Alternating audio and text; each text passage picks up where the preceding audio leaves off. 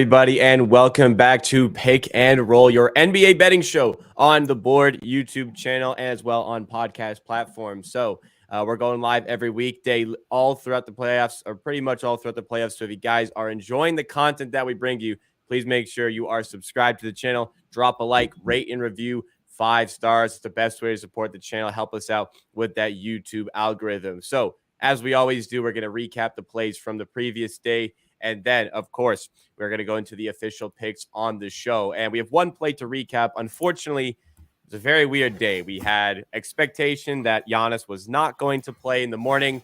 Then he got changed to questionable. So we're like, well, he is playing. That sucks. Then he didn't play. But unfortunately, the bet still does come short here.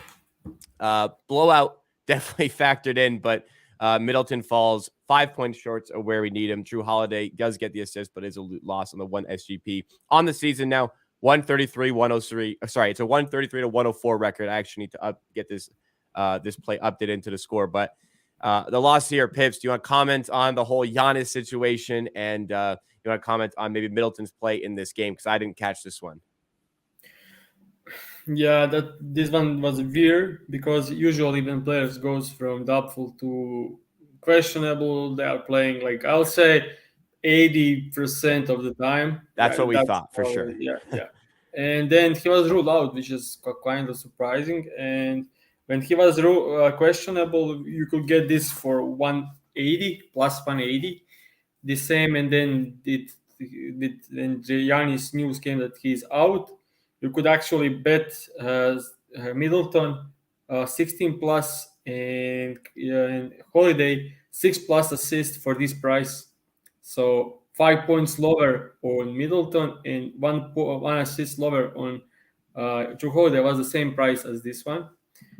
But regular lines were adjusted, but semi-game parlays line weren't adjusted. So you should check when this is suddenly some players is out when they have the lines that he's playing, that they can usually always adjust. They always adjust regular lines, but they sometimes like 10 to 20 minutes late with adjusting the second parlay lines, and that's the thing that happened with this bet. But unfortunately, I'll just say this is completely blowout loss. Even though Middleton played some minutes in the fourth quarter, this is completely on the blowout loss because usually when the game is close, it's all Middleton. But when they are 38 points up, he barely was aggressive. He was just passing around. He played 14 minutes in the first half because they were up 30. Second half, he played 13 minutes. So overall, 17 minutes, just not enough to cover this line. Also, he had 16 points, 4 minutes into the second half. Then was a bit passive, came back into the fourth quarter and shot 0 from 6 in the fourth quarter. He came back in the fourth quarter and missed every shot. So, yeah, a very inefficient game at the end. We had so many chances to cover, but still, like, he played 27 minutes and I expected him to play 37 minutes at least. So this is kind of, yeah, if he got the minutes, he would cover even with poor efficiency. So I'm happy with this bet. Everyone that didn't watch the games, I advise you to just check the 3-point shot making. Like Ingles, I would say like everyone, but Ingles especially, they were just like shooting blindfolded over the hand, 30 feet away from the rim, and everything was going in without touching the rim. So I think they broke the record, for 25 threes. I think that's the most ever in playoffs by Bucks. Wow. I don't know what's the most ever total, but I know for the fact that announcer said they broke the record with 24, so they even made one extra. 25 threes. Come on, like everyone was making threes, and they were up 30 points the entire game. Yeah, and they like 2 days ago they lost by double digits against the same team. That's just absurd. Like, insane. I mean, I was doing a Lakers watch along on the Hammer YouTube channel, so I didn't catch the start of this game. I remember checking the score, and they're up by 30 in the second quarter. I couldn't believe it. I mean, I like the Bucks in the series without Giannis still, but 30 Second quarter was Yeah, this Miami played Miami shot 50% from the field and ended up losing by 20 plus points. So this was just Warriors shot making. Like I I don't think Miami played that poor of a defense. I just think this was just blindfolded shooting and gave everything going in. right. Uh yeah. Yeah, all that makes sense. So we haven't really seen a real battle between these teams yet because it's just been some crazy shooting. Miami shot like crazy game one, Milwaukee shoot like crazy game two. So excited to see what can happen as the series goes to Miami. But we've been keeping you guys waiting. Apologies for the delay in the start of the stream today. We just want to make sure the plays are finalized and ready to go before we toss them out and get the show started. So we have them ready. Let's get into the official pick segment. First of all, we're going to be going to the Kings and the Warriors game. These are ready to get locked in. We have Andrew Wiggins over 15.5 points paired with Domantas Sabonis over 15.5 points on the same game parlay for minus 108 odds at FanDuel. Those are the alternate lines for both these players. Then we're going to head over to DraftKings to take another same game parlay here. Tobias Harris, 11.5 points, over 11.5 points. And we're pairing that with Tyrese Maxey, 2+ threes for minus 120 odds at DraftKings. All right, let's go to Pips. Let's go to the Warriors-Kings game. First of all, you like Andrew Wiggins and Sabonis here. Take us through why you like it. So I think the Wiggins is the key for Warriors to have chance to win, especially with Draymond Green out. I expect Wiggins to play 40 minutes, and first two games, first game he came off the bench, played only 28 minutes, scored 17 points on not great shooting. He shot 7 from 16 and 1 from 8 from 3-point line, and still covered in the minutes off the bench, 28 minutes. Next game, he played 39 minutes, scored 22 points, also on below average shooting. So 17, 22 points now. No Draymond Green. I think Wiggins is the key. Like if he doesn't score 20 plus points, I don't think Golden State Warriors have a chance to win. He's also key on defensive end. He is the second best player tonight, and I expect second best player against this king kinds of defense. Also heavily focused on Steph Curry and also focused on not allowing Klay Thompson to shoot threes.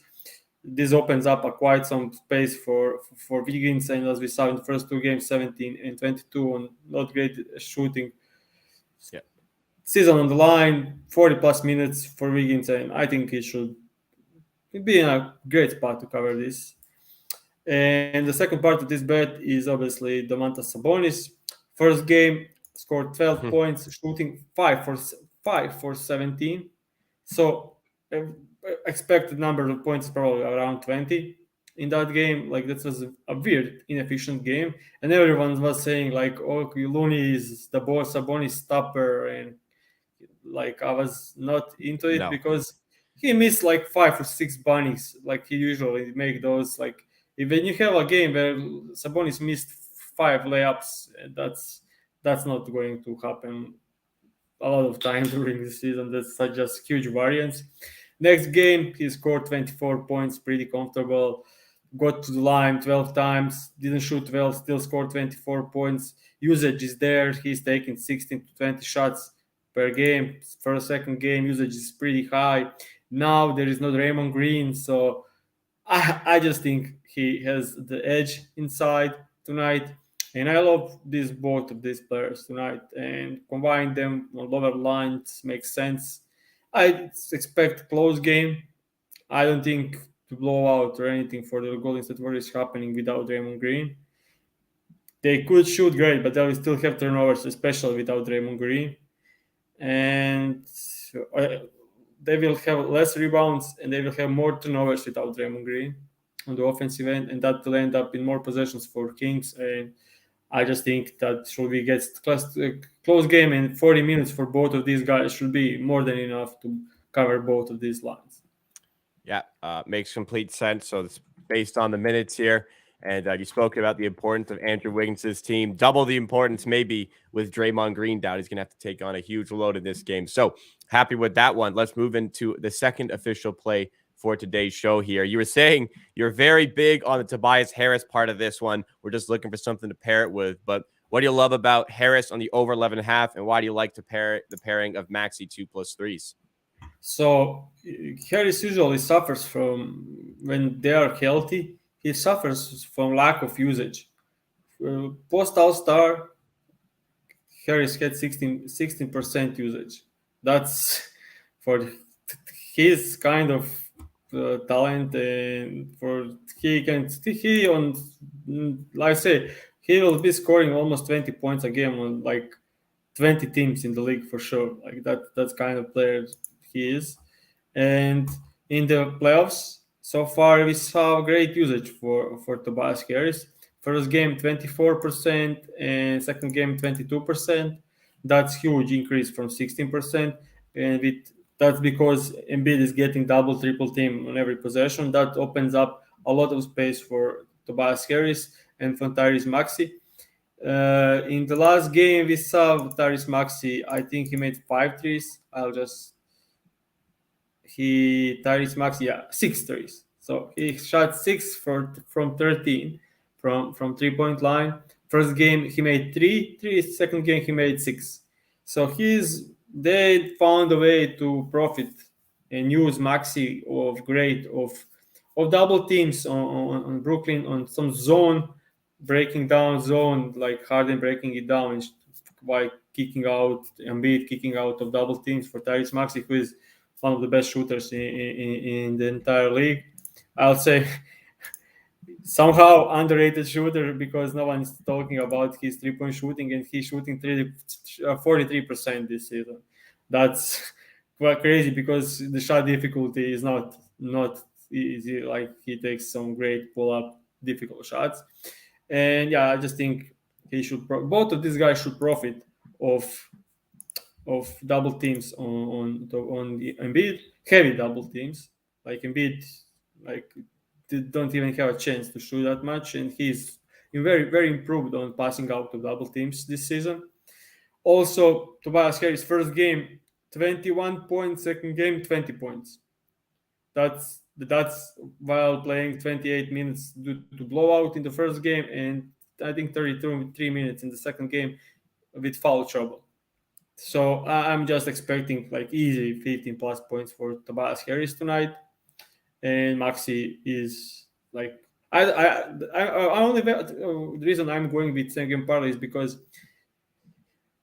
so far in doubling Embiid didn't work out for the Nets. So I don't know. Maybe they adjust something, but if they leave him one on one, they don't have any chance of stopping him. So they will probably still double teaming him. But yeah, that's why I'm going with this version, because even if they don't double team as heavy as they did in the first two games, this have a great chance of covering.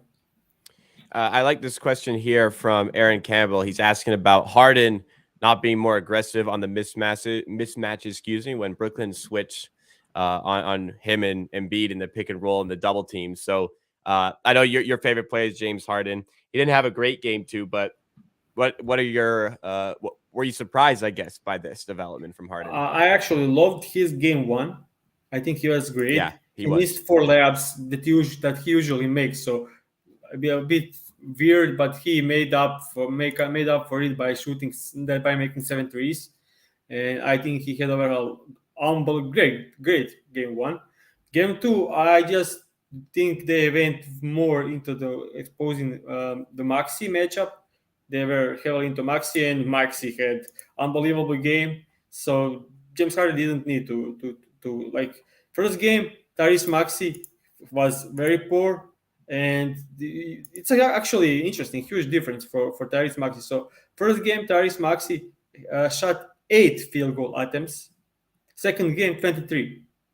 So that's 15 field goal attempts difference. So they prepared for it. They wanted to go more to Maxi, and it worked pretty well. Maxi ended up scoring 33 points, 13 from 23 from the field. So I don't think it was like they were going to Maxi. It was the plan to go to Maxi, and it worked well. And Harden didn't need to take over in this game, and they were up comfortable in second half, and yeah, that just I think that's the way the game was going, and no reason for Harden to take over.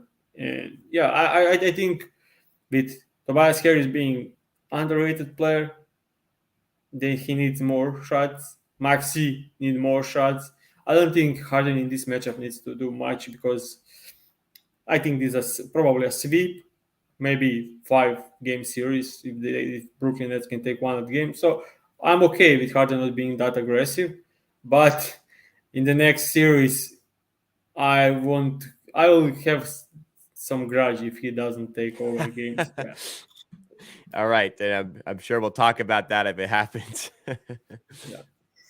All right. One last thing here. We talked about 2 games today. There's a third game on the board. Just wanted to get your thoughts on before we wrap up here. But Suns Clippers game 3 is today. Despite the Suns being on the road, they are big favorites in this game. I'll pull up the odds on this one just so everybody can see exactly what it looks like on the full game here using BetStamp. BetStamp, best tool to shop through odds. Make sure you're getting the best price as always. And right now, best price in the spread and on the money line for the Suns avail at Profit Exchange. And actually, best spread is at for the Clippers is Profit Exchange, and best money line is at Caesars. BetStamp is super easy to find the best prices for all your sports wagers, as I'm doing here, and just take advantage of these best lines. Make sure you're signing up to extra sports books by using our affiliate link, betstamp.app/theboard. It supports the show a little bit extra and makes you better because you're always getting the best prices and saving the most money. Okay. Your thoughts on this matchup? Clippers at home, underdogs against the Suns. Yeah, I also don't buy it, but I think this is not some huge home court advantage for the Clippers. That's I true. just think, yeah, I'm not buying into their home court advantage. So difference between 8.5 and 3 points here, I think maybe I will say this should be even, like -1 for the Suns. This is 50-50 game, right? And also the last game, everything went well for the Suns and nothing went well for the Clippers besides Westbrook huge game. So I still think Clippers, but it's 50-50 match game, and that's it.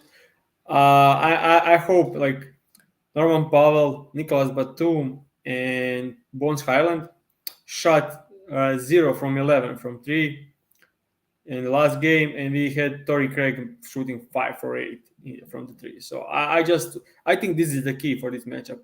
KD, Booker, Leonard will get theirs. Will get theirs. That's for certain.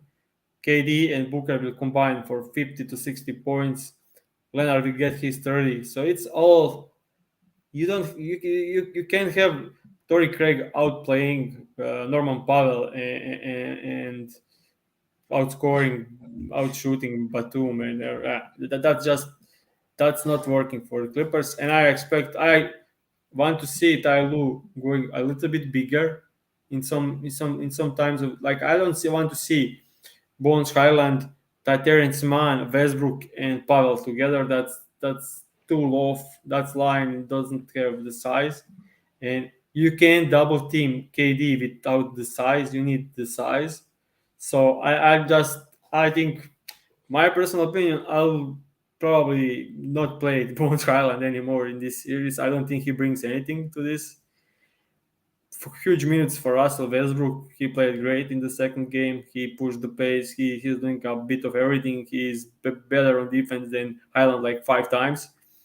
So I'll just say like don't play Bones Highland. Go more minutes to Terrence Mann, more minutes to Norman Powell, and just shoot the ball like 3 pointers and try the best to defend. Try the best as you can, and they are actually doing pretty good. Tyler Lewis mixing some hedges, some ice pick and roll defense, some zone defense. Like he's doing everything he can. So like that part of the game is huge on the edge on the Tyler Lue. But yeah, All right. All that makes sense. We're ready to wrap up the show for today. Let's go through the official picks from the show. So, you guys, if you missed them, you can still get them here. As we gave out earlier, first of all, we have the Kings and the Warriors game. Andrew Wiggins and Domantas Sabonis on the same game parlay. We want both of them to get over 15.5 points.